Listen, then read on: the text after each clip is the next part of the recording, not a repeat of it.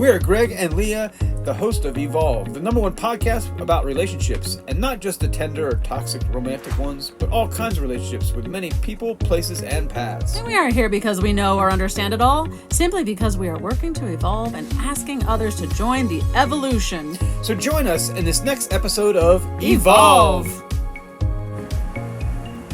So the first thing that I'd like to say or unpack is... Yes. I find myself battling all the time. See, turn the air on? I think we'll be okay. We'll see. God damn. Jeez. Start again. I find myself a lot, not all the time, where my world seems to always revolve around others. And then I find myself fucking confused about what I'm supposed to do.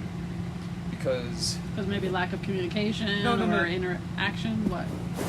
No, just that I've planned or I've prioritized someone or something in my life, and they don't prioritize me in that moment.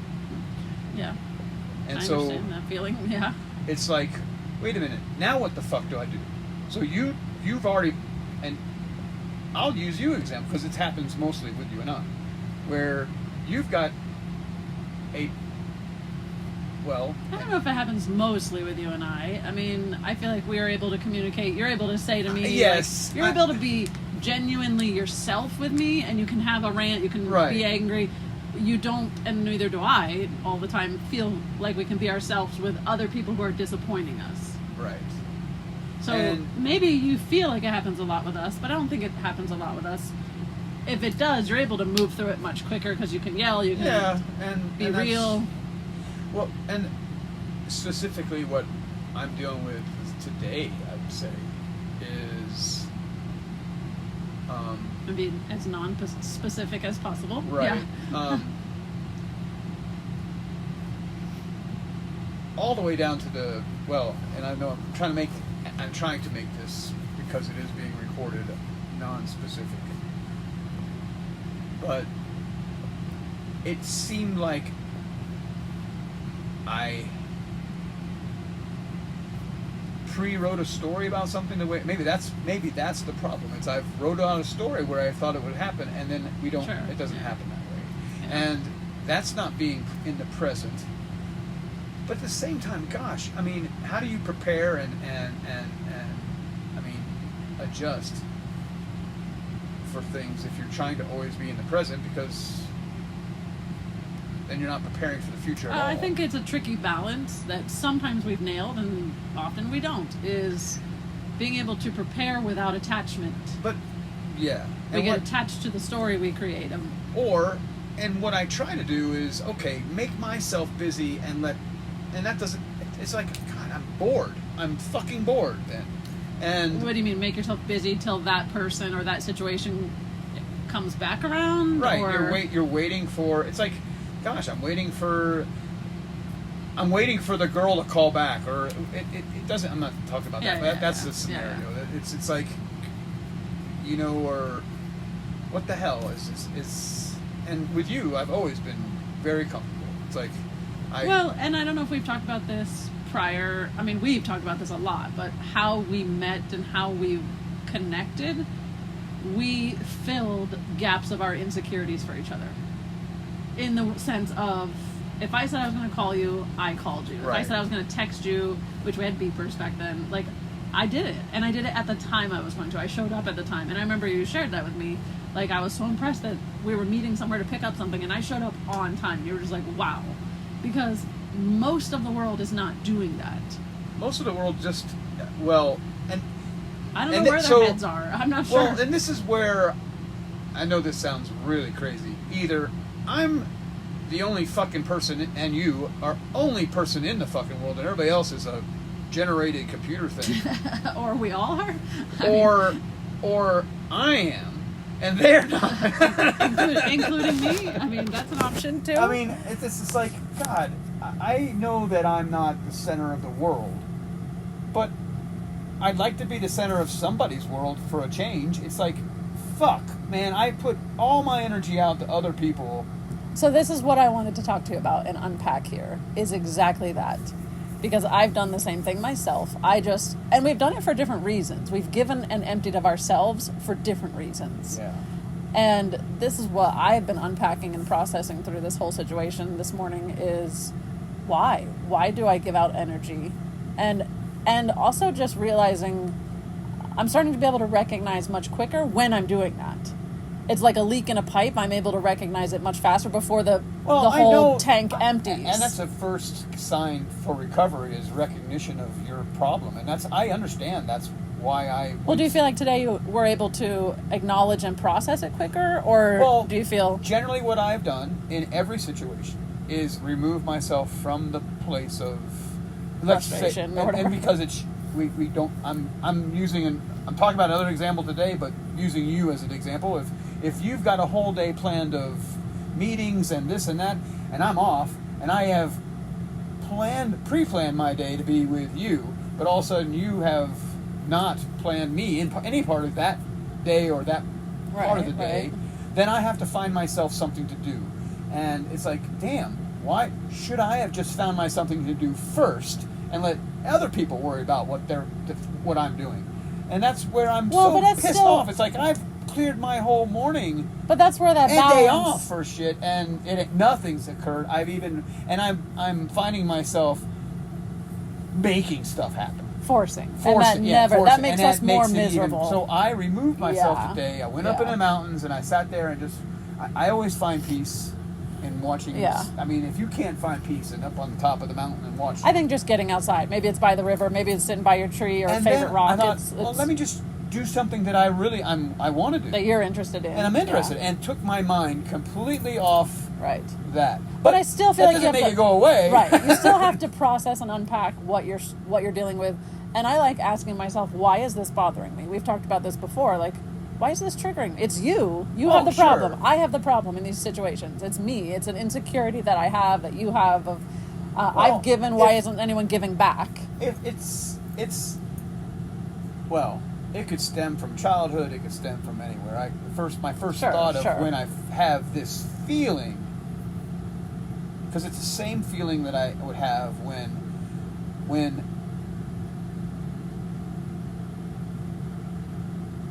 I was expecting something to happen in my childhood, and it completely didn't. It's like I was ignored completely, or wait a minute, it's like being forgotten. We're just doing this now. Like one of the specific things that really we'd go to church every Sunday as a kid, and when we'd come home from church, what I found exciting was after church, instead of just coming home and sitting on our ass and watching football, which that's what my father did all the time. That's a different unpacking one, so stay focused. I wanted to be doing something, and what I found because we did something once, the hope and dream that we're going to do it again is like overbearing. And it was like, hope deferred makes the heart sick, they say. Is that the truth? So is that the same? That's where I recognized the beginning of that feeling. If there was a feeling tone that I could put on what I feel when that happens, that was, I wrote a story and it didn't come to pass. So there was a disappointment. I love when someone explained the word disappointment to us one time, and it's just that an appointment is that you multiple parties decide to meet at one location and someone doesn't. Right. So you're standing there alone. And that's how it feels. Like, to me, it just feels like, why do I have to do everything alone? So today, I don't know, I'll let you finish. Are you done unpacking and processing? And like I said, it didn't... Then I'll share mine. I went to the mountain and I went to burn some time, and I was interested in get my mind off of what I'm dealing with. I went there to get my mind off shit, and that's where I went. But still, like I said, coming back... Like, you feel like you're reminded immediately as soon as you come back of, like, what's frustrating you? That feeling comes back, and now that I'm unpacking it, I don't know, about me, maybe others can relate, I don't hold on to nothing. Yeah, you're pretty good about letting stuff go. I rant and get it out, and truly what I do is horrible. I throw my shit on somebody else, and they deal with it. them. So your evolution process requires that you find a better, healthier way Right. for others. For others, Because it's working for you, but then you're working for leaving me, sometimes but others. you leave a nice mess in your wake. I am essentially a quick grenade that goes off with a short fuse. Yeah. But I recover quickly and you don't hold stuff but on. the shrapnel all around Can be bad. Can be bad.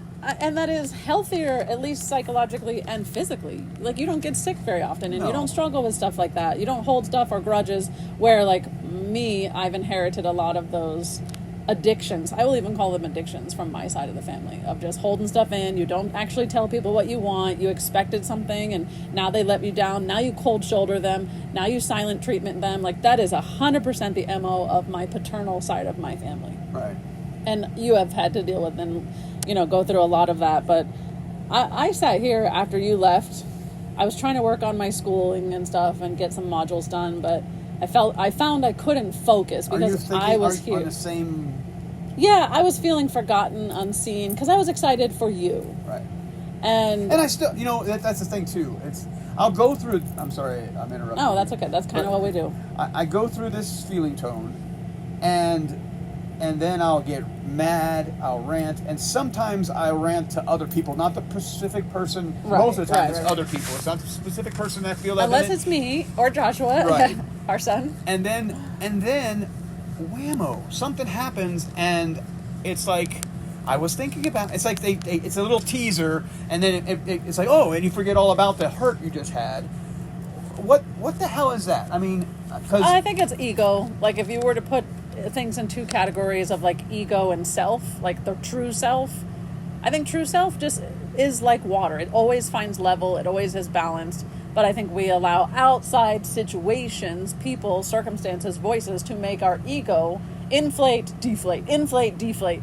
So this is always ego's always up and down and up and down and up and down based on who's petting it or who's forgetting it. So I tried the exercise of what do I have control over in this situation. I figured you would be doing that. I was trying to think that way too, but I didn't take that exactly. And so just so everybody is aware out there, when you're in the heat of the shit, yeah, you may know all the fucking formulas in the world to do, but yeah, it's unless you can grab a hold of yourself and choke it and say, that's the thing, when you start spiraling, Jesus, you have to stop the spiral. You have to stop the spiral. And I am not a pilot, but I've listened to people who talk about when that plane gets out of control. What do? You have to work counter it. I guess. You have to take all your energy to get the spiral to stop. Right. But instead, often when we're spiraling, we're using all of our energy is just going out of us. Think about into everything. You're sliding down a slippery slope that you're trying to get back up to the top, and you're slipping. But let's also be honest. Sometimes we like the spiral. Oh, like God. the emotion of the moment. We like the victimhood we feel. And I just read this somewhere. That was it this morning. That to be a victim means you're always living in the past. Like, if you want to be successful, live right in this moment and in the future. Like, go forward, moving forward. But when we play the victim, I'm always thinking about, well, like you just said, I connect this feeling to when I was a kid. And I can do most of us can probably do the same thing. I can connect the feeling of feeling overlooked and forgotten about to childhood, 100%. Because my parents were emotionally unavailable and just couldn't be there for me. I understand that more now as I've unpacked and processed a lot of childhood things. And maybe your parents, they just couldn't be what you needed them to be. And being able to release and the idea of what you should have had is a growth thing for me, a way that I've been able to evolve. I'm not perfect there, but I'm able to relocate that idea very often. I'm trying to control an outburst or a temper tantrum. And that's, as an adult, that's just... But again, that's spiraling energy. Yeah. That's not beneficial. And what I've done in the past, I think, is I've gone to work and just worked it out, sweated it out some kind of way. And do you think that's the best way for you, or do you think that talking it out helps, or processing it this way helps? Well, the thing about you and I, when this scenario does occur, either vice versa, there is a relationship there and a trust that can be talked out, or yelled out, or screamed out, or whatever. It gets worked out and pounded out, and eventually, either there's compromise or there's Forgiveness, acceptance, and therefore. But when you're talking about let's say a coworker or another scenario, an outside where the relationship is not. I mean, face it. I'll just be honest. The only close people in my life are you and Joshua. Everybody else is fringe outside. Fringe, my mother is, and we know each other. There's a closeness, but other than and there's a I guess I'll call it. There's a scream tolerance. If you can scream at somebody and still be their friend, then there's a relationship there. If there's always, I think it depends on. It takes both parties. Yeah. Like you can scream at me, but I've learned how to process it, take it, and also there's a benefit, more benefits than not in the giving part of it and the taking part of it. I'll retract it's more balanced. That's probably not good. If you can scream at somebody, maybe you should have a better relationship because there's no reason to.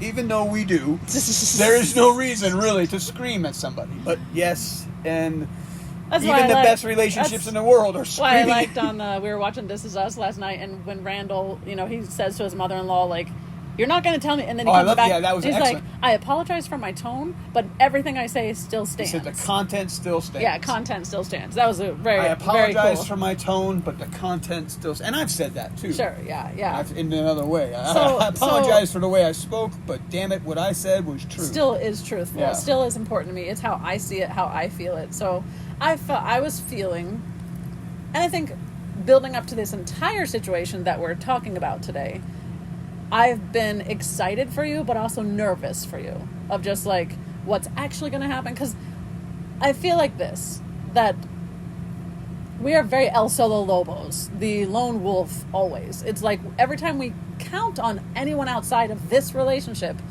we're disappointed. So I was nervous. That's why I said I've been everybody nervous. else, either they don't exist or we don't exist. I don't know which one. Well, here's the deal. I think that what we vibrate and what we want and need and what we give, we expect from others.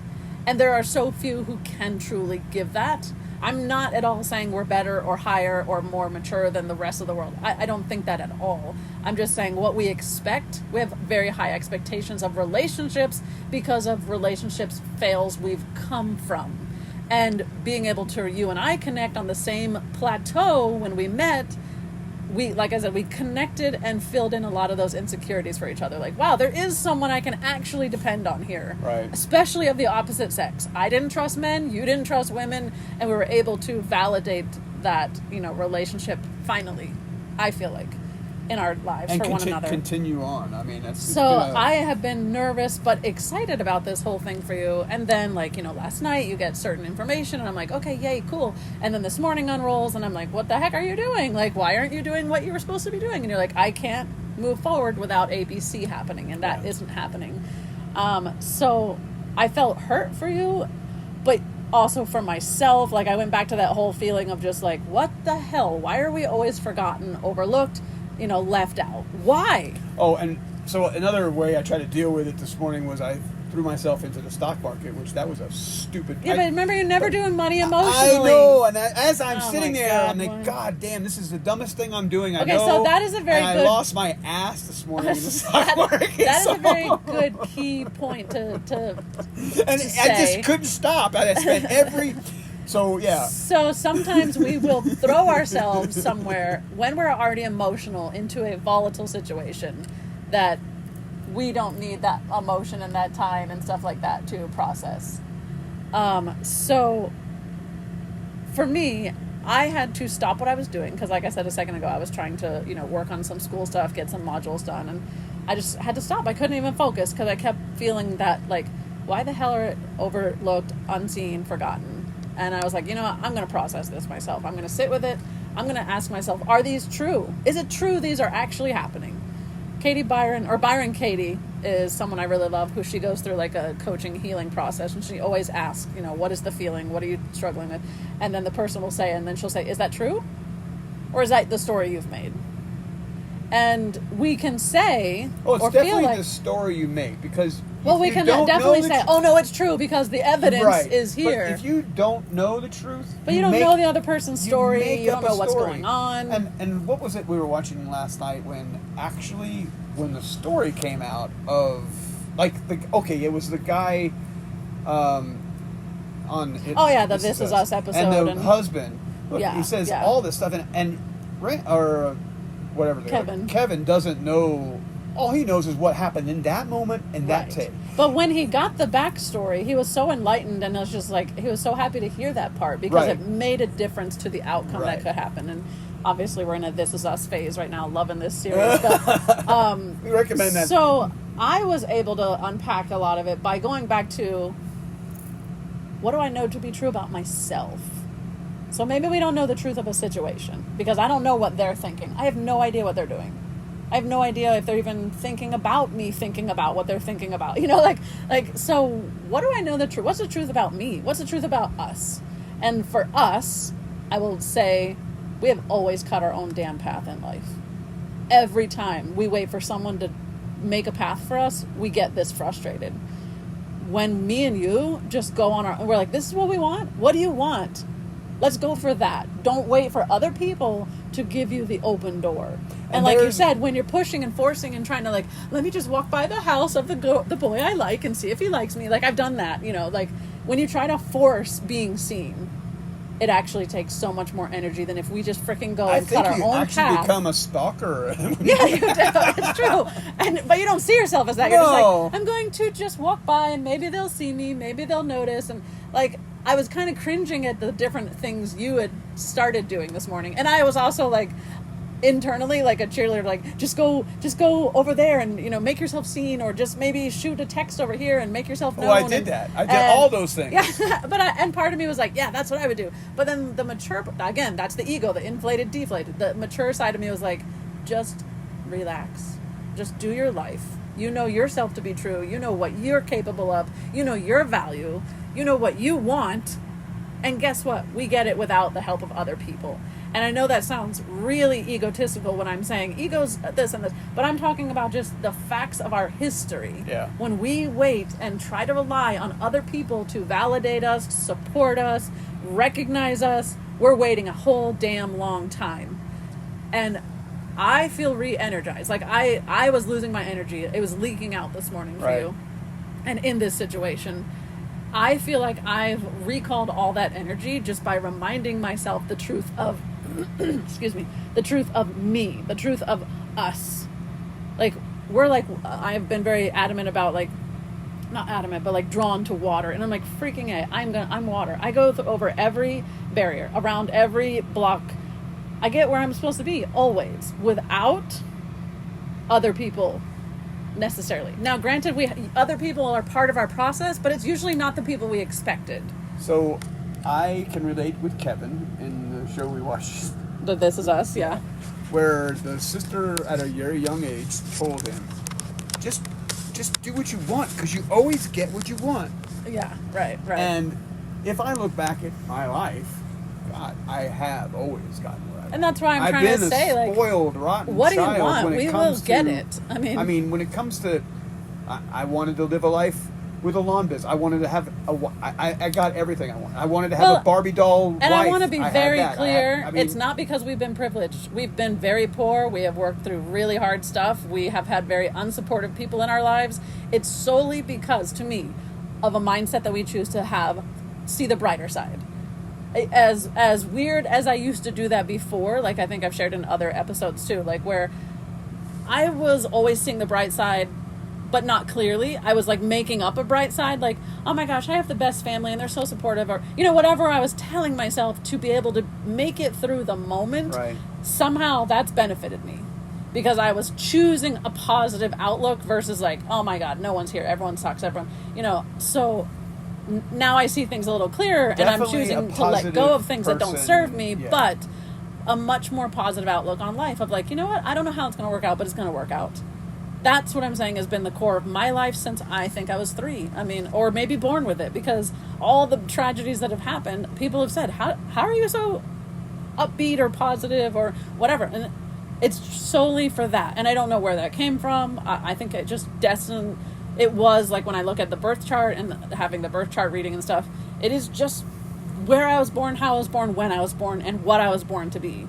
So I don't think I'm ever going to change. I shared with you at the Sunwater Spa, the ceremony we just had recently, where like we went through a guided meditation and I saw a leopard, and I was like, well, that's really weird. What is the leopard here for? I've never seen a leopard in a vision or in a dream. And it said to me, like, we don't change our spots. And now I kind of am understanding more of that. Like, I'm always going to be this person who, how did I just say it there? But like, I'm always going to see the brighter side. I'm always going to make my own way. I'm always, it's very possible I'm always going to do it alone. And being able to accept that as well. And be content in that. Instead of hoarding unhealthy mindsets, relationships, unserving beliefs, why hoard those? Why? It's doing me no good to hang on and just sit around waiting for people to see me, notice me, want me. No, because of what I require, I'm going to have very few people who can meet that requirement. So we have someone in our life that we know who's got very specific ideas for their partner that they want. It's narrowed the list down to, listen, if you want that specific of a partner, people on the planet. You have to understand you are going to limit. You're not going to get on the dating apps and swipe, yes for everyone out there, because it's so limited. And I think I'm coming to a maturity and an evolution space myself. I don't know about you, if you can say yay or nay, but okay, I'm okay with that.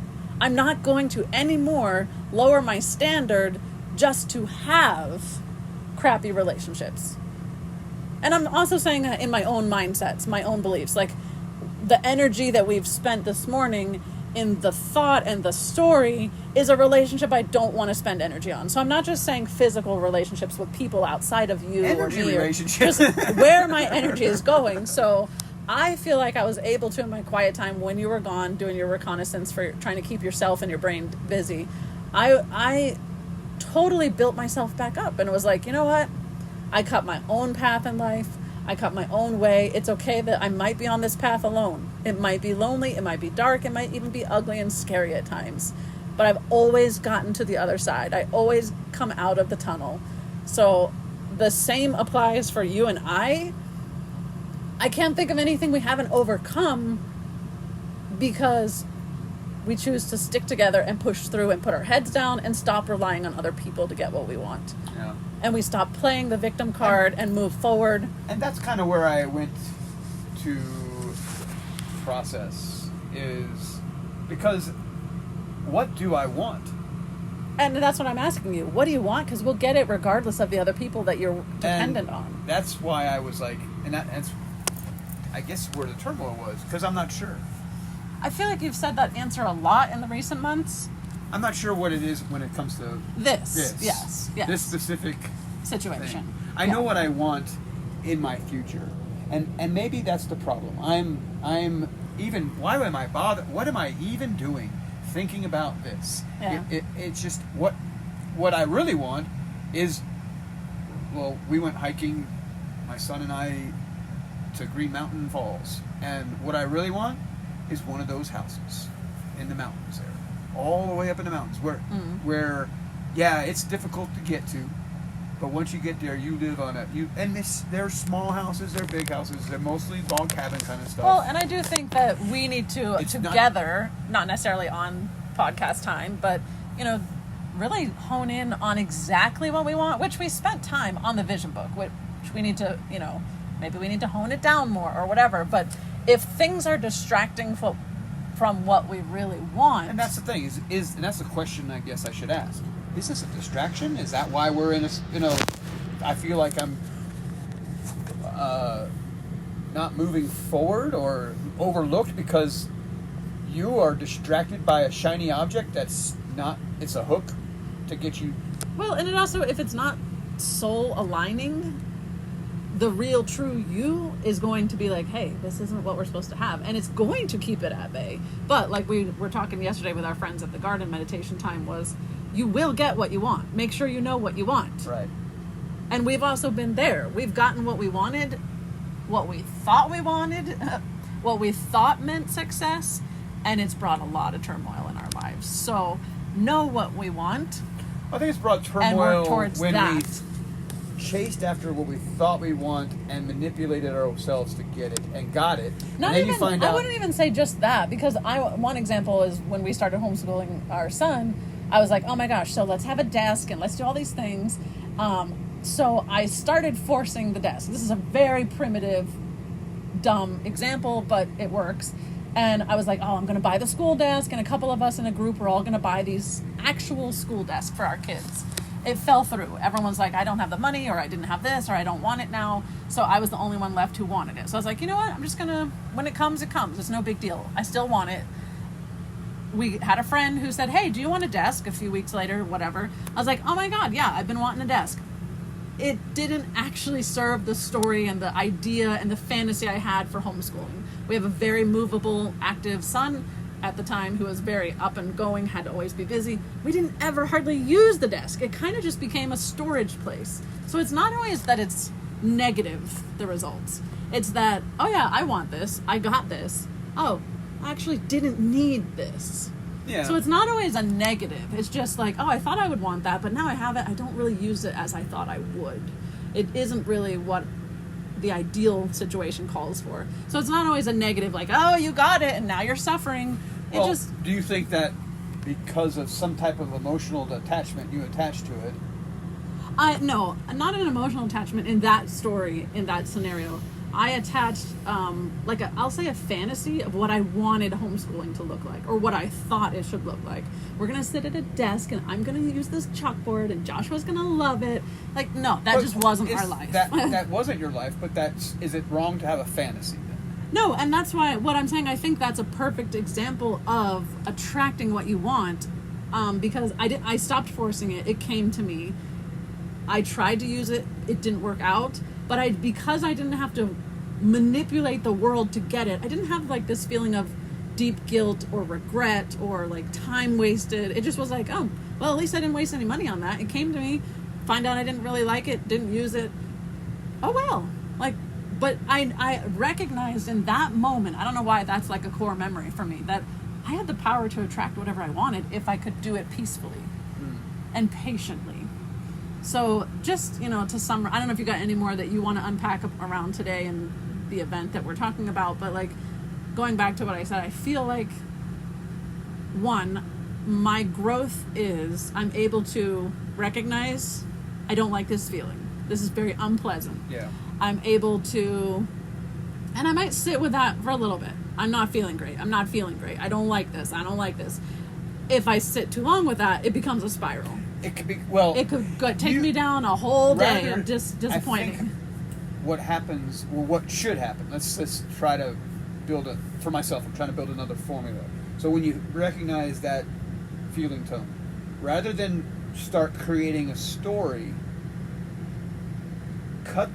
find the source, or encourage yourself to not, because once you start slipping, well, if you start building, and like I said, so first it's recognize the feeling.